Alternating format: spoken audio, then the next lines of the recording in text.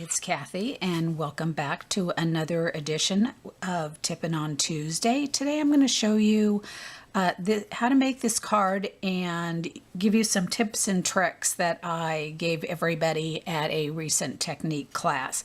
Here's the outside of the card, and here is the inside, and you notice that we went ahead and crossed out carb-free from our stamp set because, yes, wine does have some carbs. So, what you will need for this card is the Birthday Wit stamp that is from the 2018 Occasions catalog. You'll need the Tuscan Vineyard from the annual catalog, and it's this stamp that you need right here. And then finally, you'll need the half full stamp set that was in the 2017 holiday catalog, but did carry over, so it is still available. We will be using this stamp, and the wine glasses here. So let's get started with what you'll need for cardstock. You'll need a piece of elegant eggplant that measures 8.5 by 5.5, and that'll be folded in half to be your card.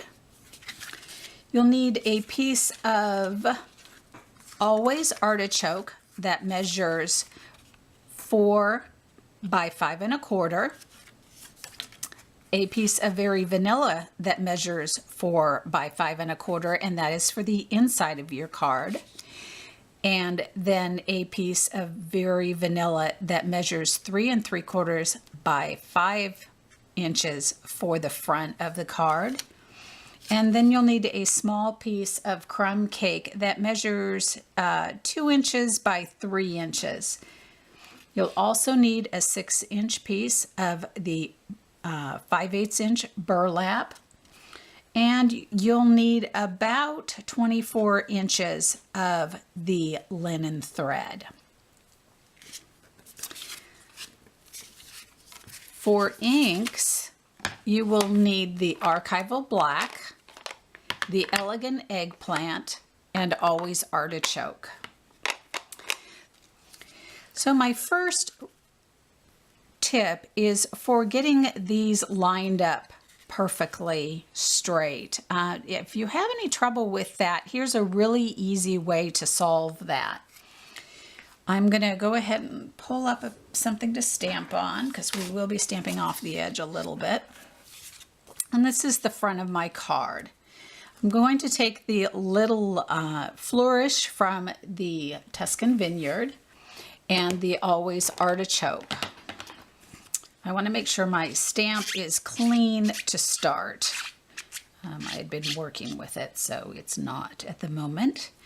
So I'm going to place it down onto my cardstock where I want it to be height-wise and centered, and that way I can work this direction and then that direction so they balance out.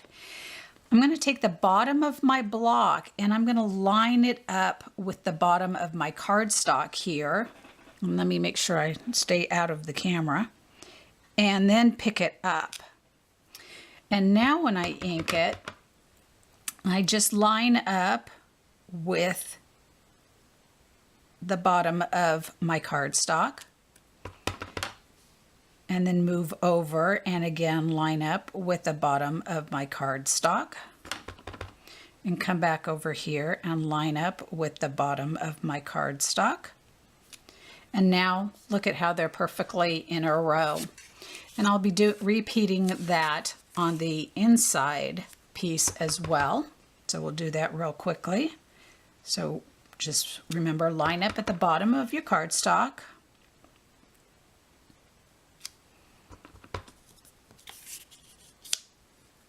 Quick and easy way to keep everything right in line.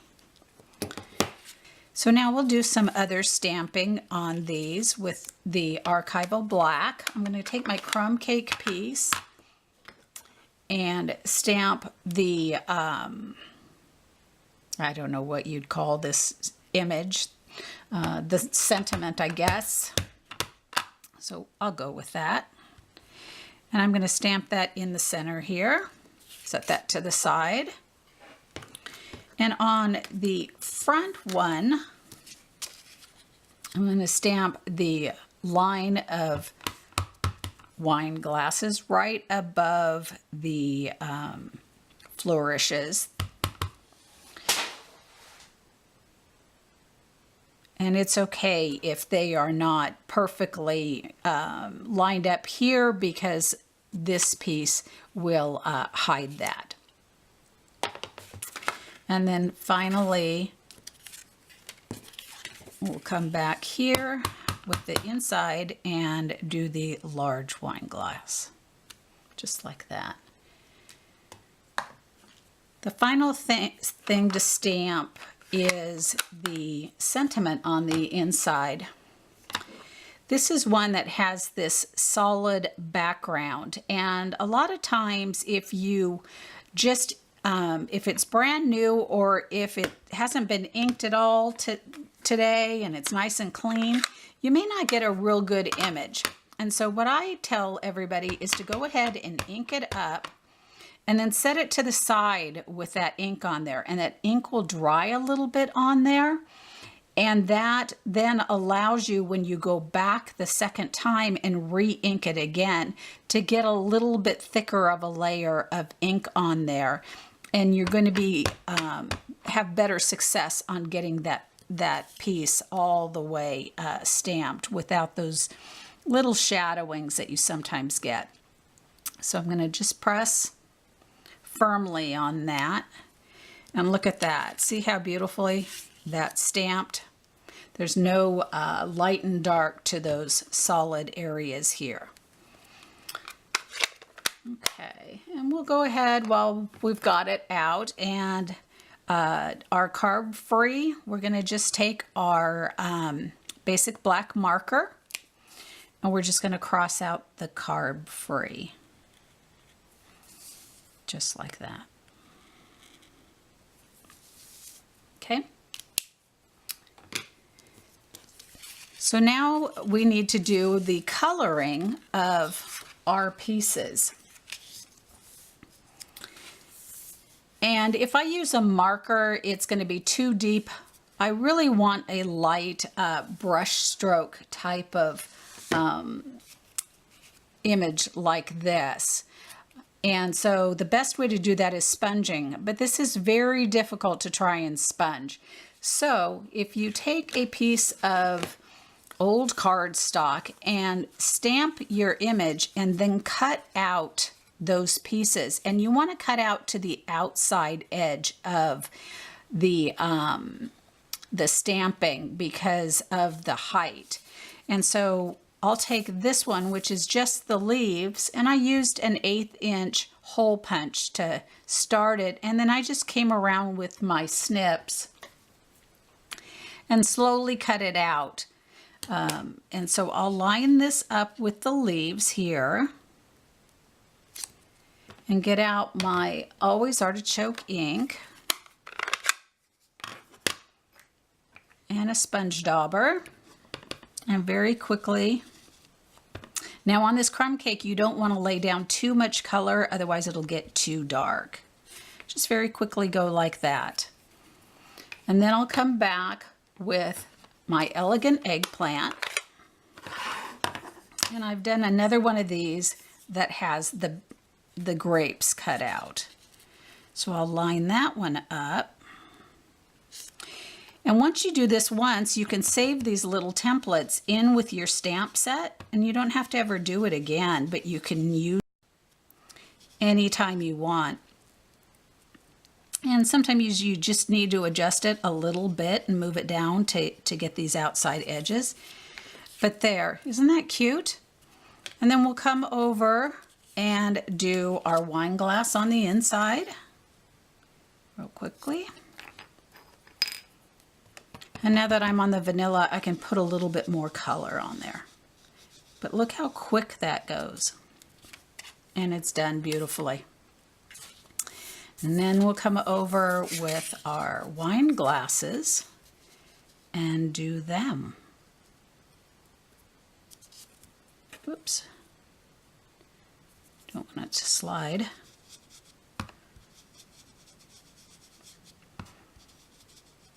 Just very quickly. Isn't that cute? Now you can see here on these two, I need a little bit up at the top, so I'll go ahead and put that back down, get that lined up for them a little bit more, and fix that, put a little ink, and there they are. Glasses are half full again.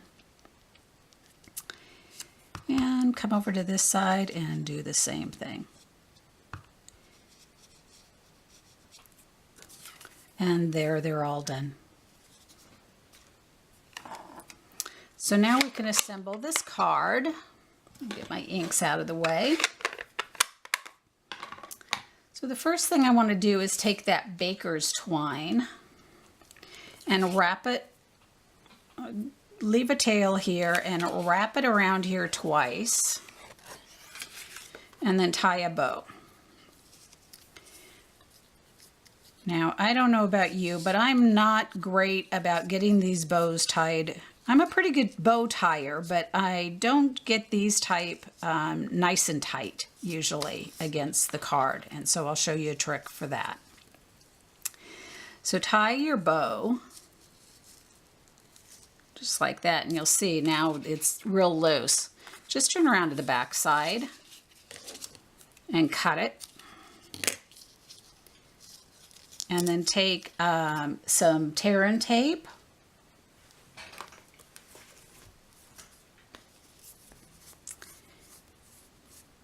And find the end. Get a couple of pieces.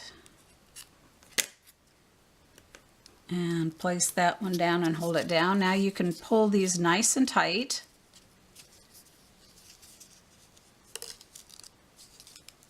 And secure that end. And now the bow is nice and tight on the front. And nobody knows that you have it undone in the back. Trim those off there. And then I'm going to take my fast fuse and place it on there. And that's going to go onto there. Then let's go ahead and use dimensionals and pop this up. And I just use one in each corner and then usually one right in the center. That seems to usually be enough to hold its dimension.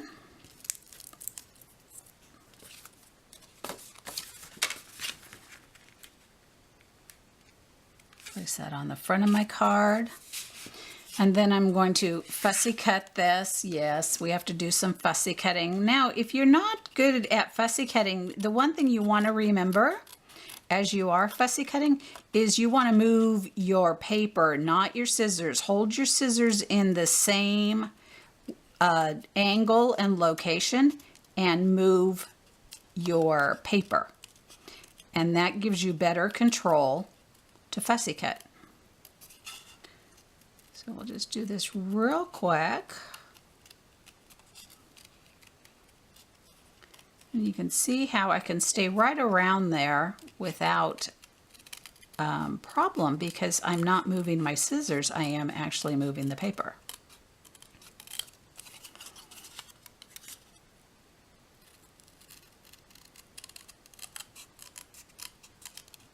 There we go.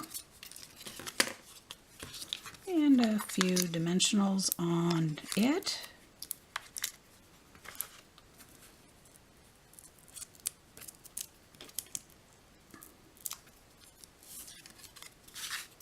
Place that right there. And we've got the outside of our card done, and now we just need to finish up our inside. And we're going to use our fast fuse to put down the burlap. Now, if you got in on the recent sale that we had, that was amazing, but they did announce that the fast fuse is retiring, so it's going to be not in stock anymore.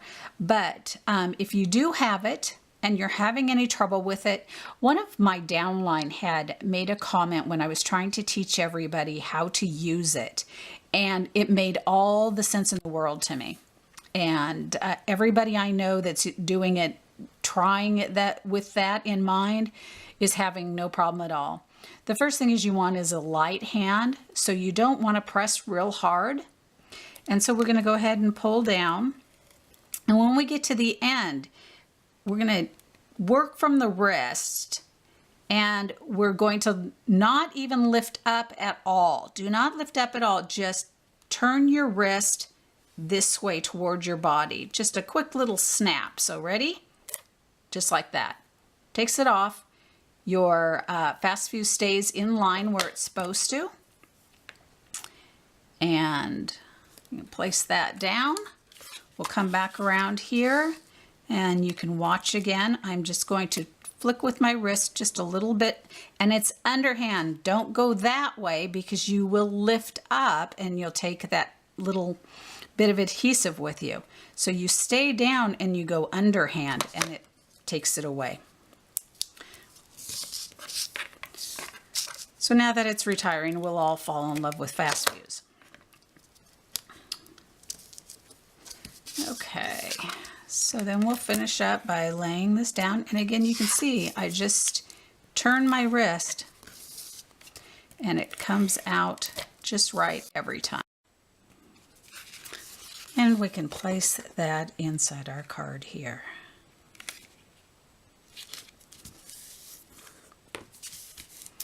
And there is your half full card with some fun little tips and tricks.